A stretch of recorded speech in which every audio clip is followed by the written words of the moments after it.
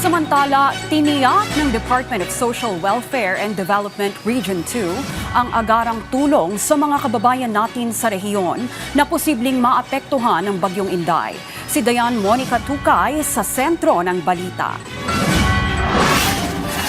Sinigurado ng Department of Social Welfare and Development Field Office 2 na sapat ang mga relief resources sa rehiyon habang patuloy ang pag-ulan na dulot ng papalayong bagyong si Inday. Nasa 93,861 family food packs at 19,619 non-food items ang nakapreposisyon sa iba't ibang warehouse sa rehiyon habang 3 million pesos naman ang standby fund. Tayo po sa DSWD Field Office 2 ay nakahanda po sa agarang augmentation support sa ating mga local government units.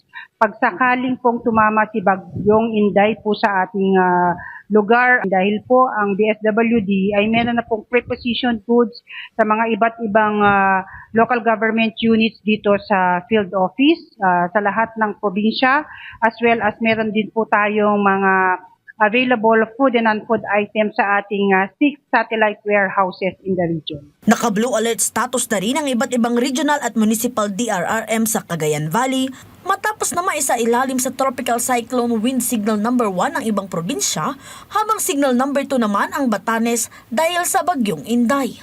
Simula kahapon ay ipinatupad na rin ang no-sailing, fishing at swimming policy para matiyak ang kaligtasan ng mga residente. Mahigpit na rin ang coastal monitoring at inabisuhan ang mga mangingisda na huwag munang magpalaot dahil sa malalakas na hampas ng alon at hangin. Nagsagawa pa ang mga residente katuwang ang BFP at PNP ng kapangaraya o ang tradisyonal na paglilipat ng mga bangka sa mas mataas na lugar. Samantala, nag-activate na rin ng Code White Alert status ang DOH Cagayan Valley na inaatasan ang mga DOH retained hospitals na isagawa ang emergency response mechanisms.